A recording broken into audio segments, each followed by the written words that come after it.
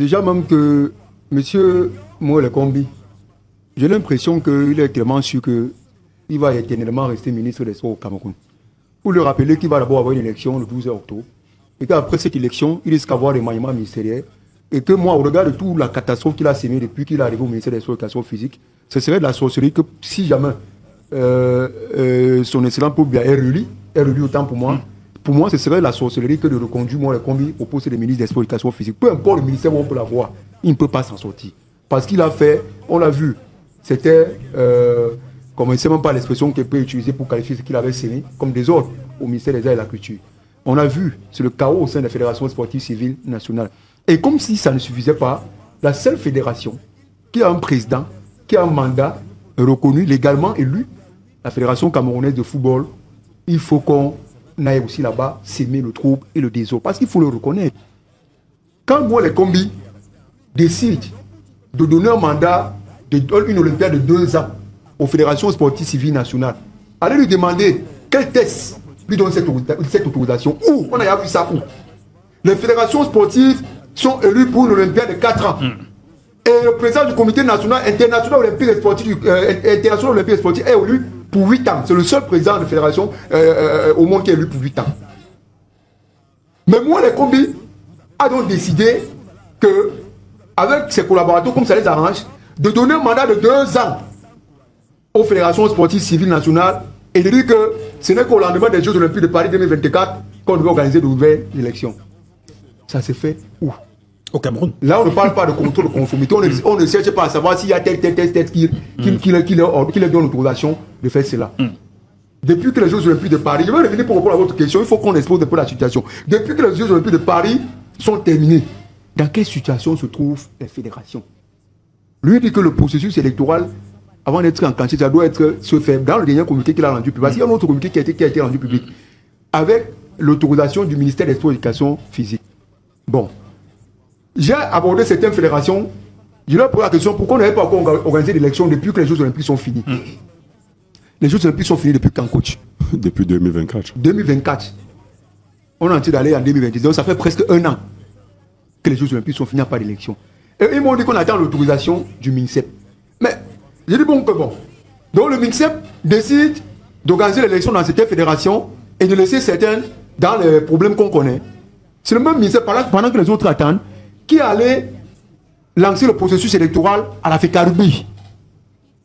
Et c'est à partir de ce moment que je me suis posé la question que mais comment on dit les autres disent qu'on attend qu'on sorte une date durant laquelle toutes les fédérations sportives civiles nationales, excepté la FECAFOOT, parce que eux, ils n'ont pas eu, pendant que les autres s'étaient paralysés, pendant que les autres, depuis 2013, on l'a donné l'autorisation, telle qu'on l'a laissé. C'était devenu comme leur maison, leur patrimoine familial. Depuis 2013, il n'y a jamais eu d'élection. Mais il y avait quand même les élections à la FECAFOOT. C'est pour ça que la FECAFOOT, en matière de ça, ne fonctionne pas le calendrier, ce n'est pas le même que les autres fédérations. C'est pas arrivé aux autres. C'est pas arrivé aux autres. C'est pas arrivé aux autres.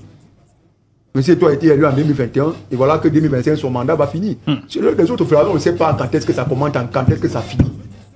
Et jusqu'à présent, je n'ai pas compris. Il a fait l'élection à la FECARUBI. Il a posé la question que les autres fédérations, c'est quoi on attend quoi? C'est tout le même ministre qu'on attend.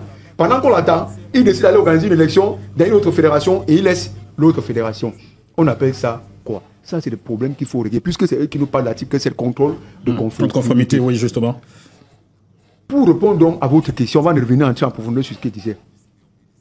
La FIFA ne reconnaît que des tests qui sont adoptés et validés par l'Assemblée générale. Ouais.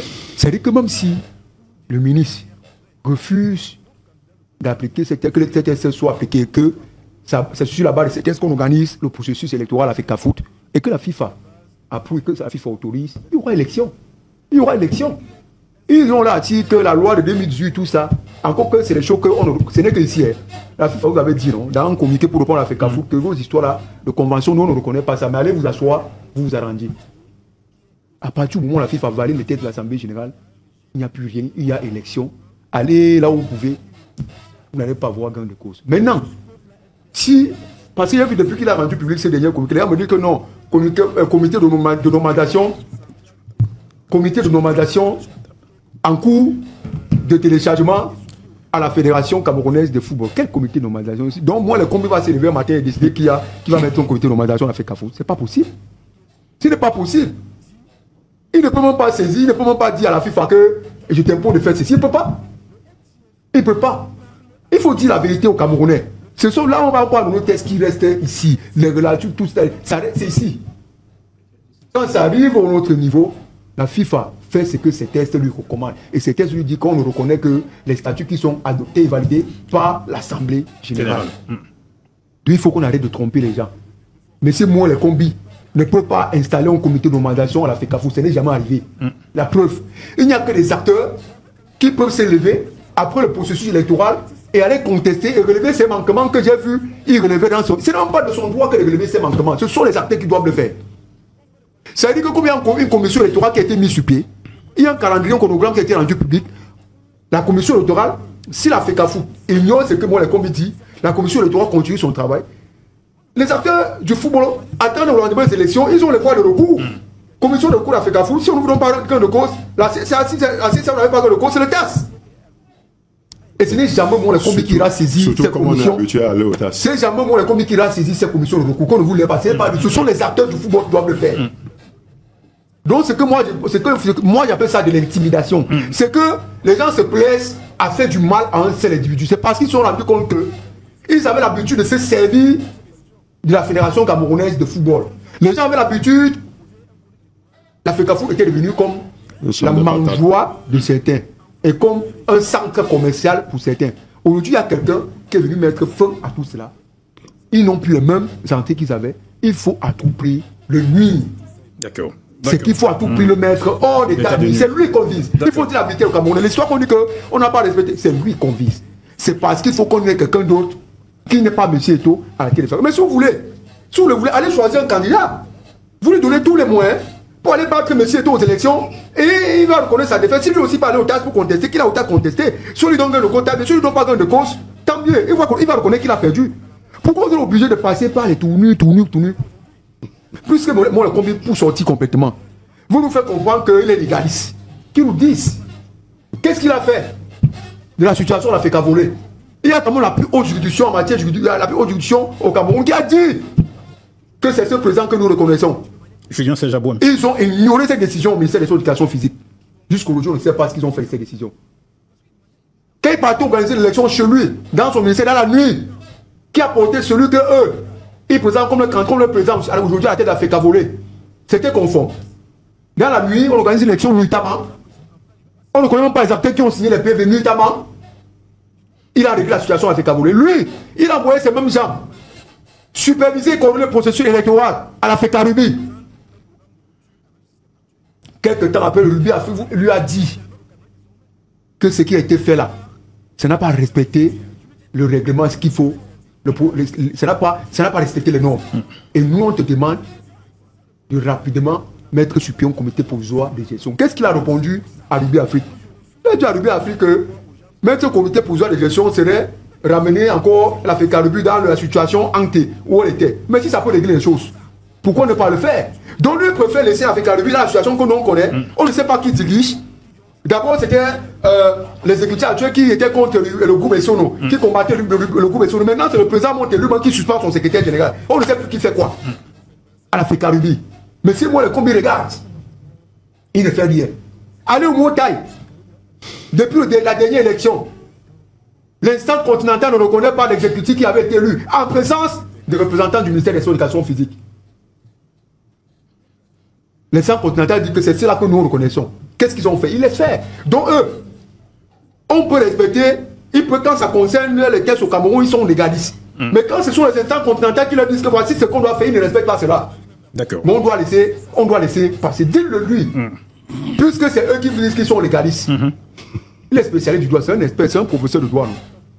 Qu'il là aussi, d'abord, se rassurer que cette conformité dont tu fais allusion, que c'est respecté dans les autres fédérations qui sont dans le chaos. Aujourd'hui, pas sa faute.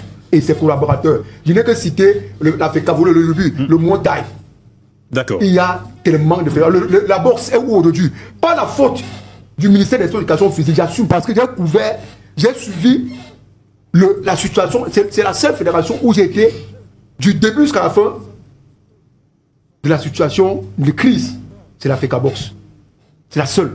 Donc il n'y a rien que tu peux m'apprendre concernant la situation de la FECABOX.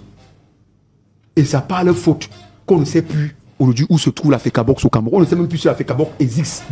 On ne sait plus. Moi, combien là, ils sont avec ses amis, ils regardent.